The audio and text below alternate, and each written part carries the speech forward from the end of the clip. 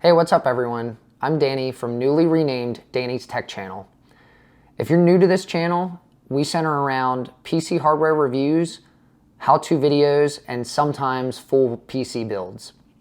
If this is the type of content you like, hit subscribe down below so you can get notified when my next video goes live. Today I'm going to be reviewing this NCase M1 by SFFlab.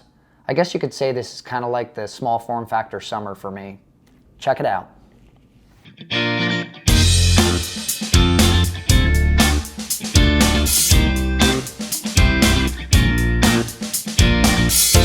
Okay, let's get into it. So I acquired this case used in a parts hunt that I did a while ago, and it's actually changed components quite a bit since I got it. It originally started as my son's computer. We did an upgrade for him. He used to have a very large computer and I needed something smaller for his desk. So I actually picked this up to put his components into, and then we've since moved to a new case. He actually has the NZXT H1, which I'll do a review on, and I'll put a link up in the top here. So keep an eye on that for a later date. The NCase M1 is a mini ITX case that I have here. It only fits ITX motherboards or DTX motherboards, but I'll talk about that in a little bit. The M1 that I have on the table here is the version 5.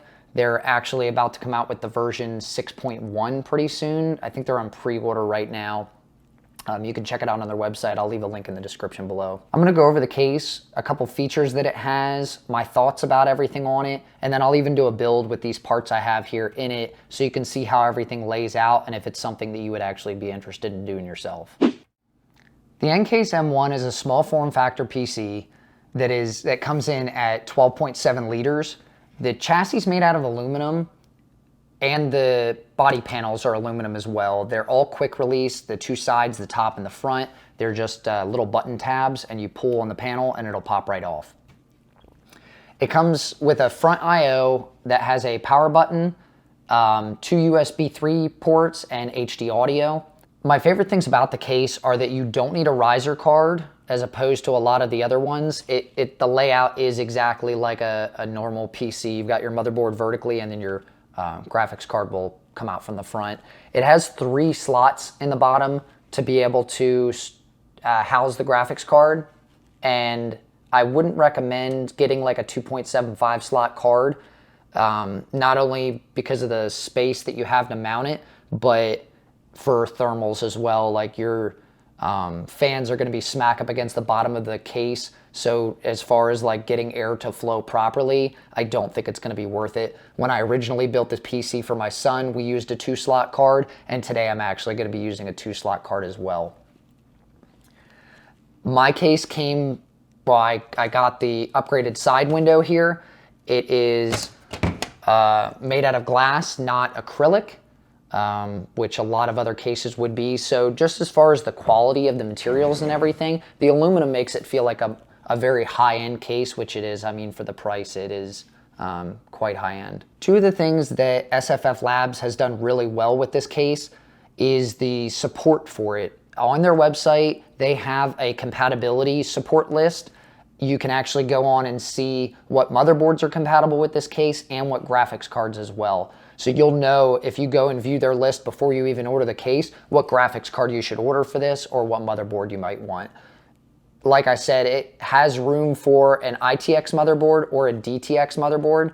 Those are your only 2 options. Any kind of ATX or micro ATX will obviously not fit in this type of case. The second thing they have is a virtual user manual on their website. It doesn't come with any kind of paperwork, saving paper. But you can actually go on and open the PDF and see exactly how to assemble it, disassemble it, and any issues you may have with it. Now the case requires you to have a SFX power supply.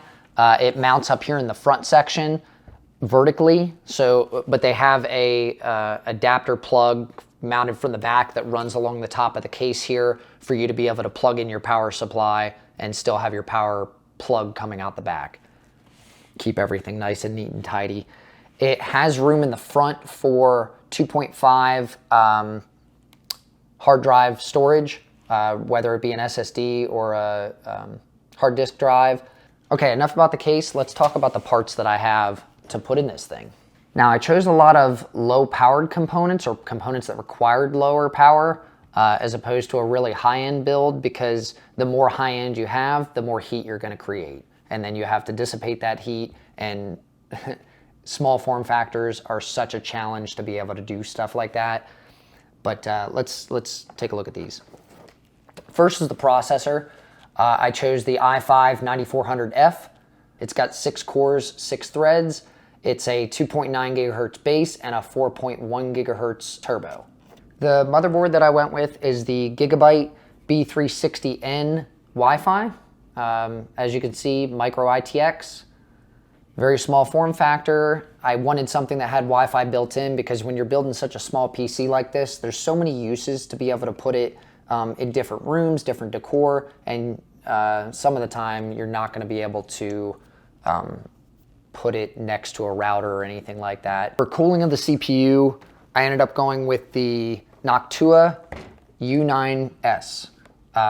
It looks huge in the box here, but it is actually a 92 millimeter fan that comes with one fan. I ended up upgrading to their Redux series, the gray colored fans, because it matches the silver color on the build, and double fans, double the cooling. It's creating like a push-pull type of scenario here. For storage, I went with the Western Digital Blue 500 gigabyte SATA M.2. I decided to go with the SATA drive because of the price. NVMe drives are very expensive right now, and the increase in speed is still going to be there, but I definitely needed something that was the M.2 storage style rather than the 2.5. I didn't want to have to mount it in the case and run more cabling like a SATA cable.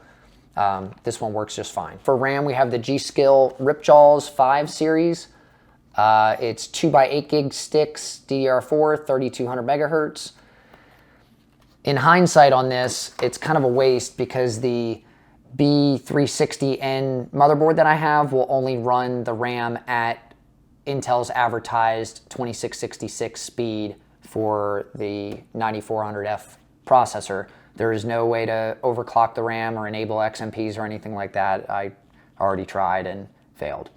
But I looked around and I couldn't get anything cheaper, honestly, because this is like the new standard now, 3000 to 3200 megahertz. They are the best price for what you're getting right now. If you end up upgrading the motherboard later on, the power supply is a Corsair SF600. This is an 80 plus gold model, 600 watts of power, fully modular. Any kind of SFF build, this is what I recommend. Fractal Design makes a good series now. I haven't got to try them out yet, but these are the standards.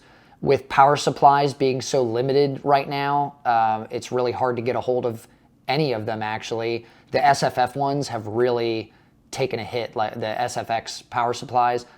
They're either out of stock or they're insanely overpriced. And last, but certainly not least, I'm using the EVGA RTX 2060 KO. This requires a 8-pin power connector. It's entry level for getting into ray tracing. It has a really clean aesthetic. It includes a back plate, dual fan design, and it's just an overall great card. It's very high powered for the size of the build and the other components that we have. Everything is gonna match really nicely together. And then finally, just for a little touch of extra, I ended up getting these cable mod cables, and they are cut to fit for this tower, the 24 pin and the 8-pin connector. I have the 8-pin for the CPU power. However, I can't use it because the motherboard is only a 4-pin for CPU power. But enough about the specs. Let's throw this PC together and then we'll do a little bit of wrap up on everything that I came across.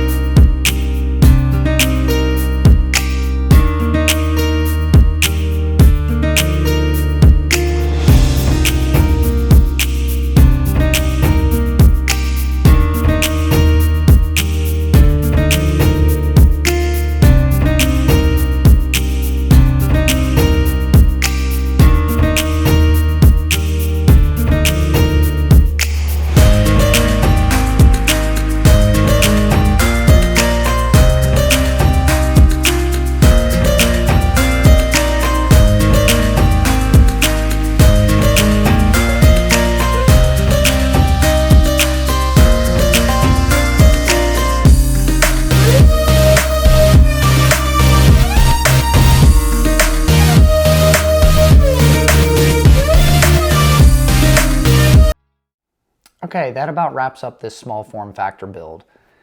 As you can see, it's quite small and cable management was not the easiest thing in the world. The things I really like about this is how tiny it is, and it can fit pretty much anywhere. Any kind of desk design you can think of that you're gonna want this on display, it's gonna fit. The portability factor of it is another plus for me.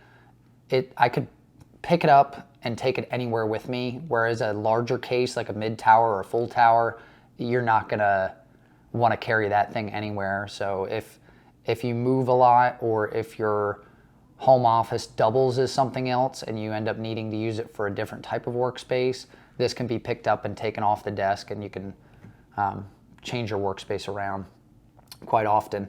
The negatives that I have of it is thermals are very challenging. Like I said, you can put extra fans in the bottom of it to be able to create more forced air for the cooling of the graphics card. I ended up running just a couple benchmarks and a Call of Duty, Modern Warfare. It ran the game about 130 FPS on like max settings at 1080p. The graphics card got up to about 75C.